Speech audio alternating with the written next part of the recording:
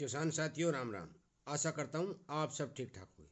साथियों, आज हम चर्चा करेंगे नरमा के भाव पर, क्योंकि कल हमने नरमा के बीज पर चर्चा की थी, क्योंकि बिजाई का समय था। परंतु आज हम चर्चा करेंगे नरमा के भाव पर। साथियों, मैं आपको सबसे पहले तो ये बता देना चाहता हूँ कि जब भी नरमा का वीडियो या किसी भी फसल के भाव का वीडियो इस चैनल पर मैं डालता हूँ तो ग्वार का जिक्र जरूर होता है। और ग्वार के किसान लिखते हैं कि आपने ये कहा था कि ग्वार में तेजी कब आएगी, आए नहीं, कब आएगी। साथियों, कब का मैंने नहीं कहा था, परंतु मैंने ये बात कही थी कि ग्वार के अंदर तेजी बनेगी तो बनेगी। मैं आपसे मेरी बात के ऊपर अडिग हूँ। नुकसान जो किसानों को हो रहा है उसे बड़ा दुख है, क्योंकि ग्वार के अंदर बहुत बड़ी मात्रा में सट्टेबाजी हो रही है। मांग बराबर चली आ रही है। फंडामेंटल मजबूत हैं। सभी तरह के जो सोर्स हैं वो ग्वार के अंदर मंदी नहीं दिखाई दे रहे। पर तो आज हम बात करेंगे नरमा के भाव पर। साथियों, नरमा के बारे में मैं आपको बता दूं कि खबर निकल के आ रही है कि अब मंडियों के अंदर लगभग 60-70 हज़ार गांठों की आमदनी रोजाना हो रही है, जो पिछले दिनों 1 लाख, 1.25 लाख, उससे पहले 1.5 लाख तक की आमदनी बाजार में हो रही थी। साथियों, इसके साथ ही मैं ये और देना चाहता हूँ आपको कि देश के अंदर 3 जो एजेंसी हैं वो नरमा की गांठों का स्टॉक करती है। सबसे ज़्यादा आपको पता है एफडीआई है, शिलिंग मिल भी हैं। 3 एजेंसी जो हैं वो नरमा की गांठों का स्टॉक करती है।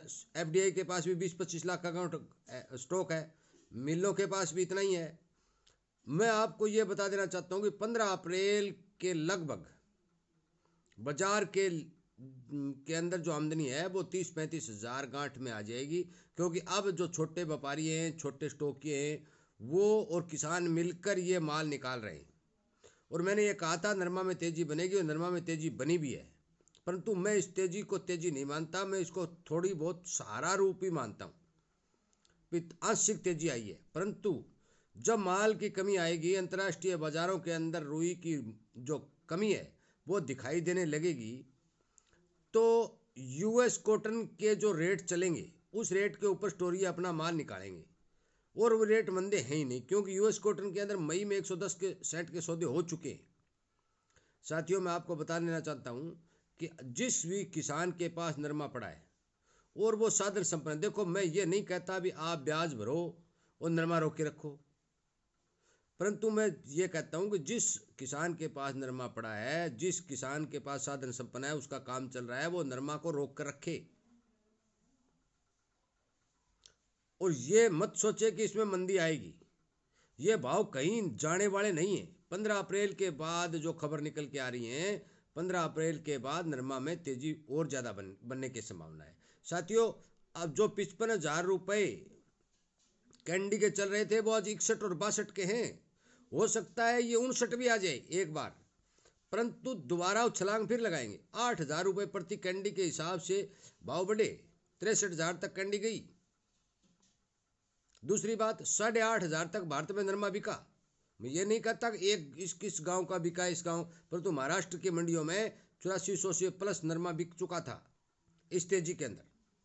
हमारा नरमा भी 7500, 7600, 7700 तक बिका है, जो मंडी आदमपुर, सिरसा, फतेहाबाद के भाव है।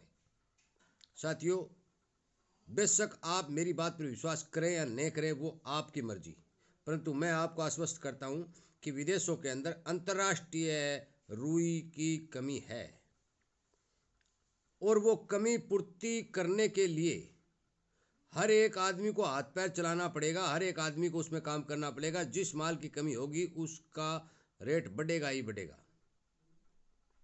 जिस विशेषज्ञ द्वारा रिपोर्ट दी गई, मैं उसका नाम आपको नहीं बता सकता, परंतु मैं आपको ये बता देना चाहता हूँ कि 15 अप्रैल के लगभग उन सभी का मानना है कि आमदनी 40-45 हज़ार गांठ के लगभग आ जाएगी। नरमा की कमी महसूस होने लग जाएगी। साथियों, इसलिए अपने नरमा के हिसाब, ये जो फसल है जो घरों में किसानों के पास पड़ी है, उसको साधन संपन्न किसान रोक के रखें, क्योंकि इन सबको पता है, जो बड़े बड़े कामगार हैं उनको पता है कि किसान कब माल निकालता है, कितना निकालता है। इसकी मजबूरी है, इसको निकालना पड़ेगा। इसको जगह की कमी है, इसको निकालना पड़ेगा। इसको थोड़ा सा भाव दे दो, ये दबादब निकाल देगा। इन बातों का हमारे से ज़्यादा इन काम करने वाले लोगों को पता है। जिस तरह हम किसी मिस्त्री के पास जाते हैं, हमें कोई तार जोड़ने का पता नहीं होता, परंतु मिस्त्री को उस तार जोड़ने का पता होता है और वो जाते ही जोड़ देता है। तो जो बाजार में काम करने वाले लोग हैं उनको इन चीज़ों का पूरा पता होता है, वो इन पर पूरी नज़र रखते हैं। हमें तो तब पता चलता है कि जब सारा काम हो आगे निमट जाता है तब। और ये जो बड़े बड़े लोग हैं जो व्यापार करते हैं, वो विदेशों में कितनी डिमांड है, क्या कहाँ पर सौदे हो रहे हैं, क्या कुछ हो, इनकी 24 घंटे उन्हीं पर नजर रहती है। इन्हों को पता होता है। ये क्यों बताएं भाई किसान को? यदि ये किसान को पहले से बताना शुरू कर देंगे तो फिर इनको मंदे में माल कौन देगा और बाजार में भय कैसे उत्पन्न होगा? भी मंदा आएगा, मंदा आएगा। इसलिए आप सावधान रहें, सचेत रहें। अब वो पिछले वाला जमाना नहीं रहा, जमाना बदल गया है। टेक्नोलॉजी बहुत आगे बढ़ रही है। हर एक देश की सुई सुई की जांच की जा रही है, कहाँ कितना उत्पादन हो रहा है, कहाँ क्या कुछ हो रहा है। एक एक बात को बारीकी से परख रहे हैं व्यापारी। और सरकार, आपको पता है कि किसान की कतई मदद नहीं कर रही है। जिस तरह ग्वार में सट्टेबाजी चल रही है, सरकार ने किसी तरह की कोई जांच करने की बात आज तक अपने मुंह से नहीं निकाली है। चाहे किसी भी सरकार को ले लीजिए, पिछली सरकारों को ले लीजिए, आगे आने वाली सरकारों को ले लीजिए, जहां जो सट्टेबाजी होती है, जिसकी जांच की कोई बात आती है तो सरकार अपना मुंह बंद कर लेती है और कानों में डांट लगाकर सो जाती है। साथियों, इसलिए सावधान रहें, अपने विवेक से काम करें। किसान से सारे समझदार हैं, जितने काम करने वाले हैं वो किसान के ऊपर अपने डफली बजा रहे हैं। किसान का माल निकल जाता है तो भाव देना शुरू कर देते हैं।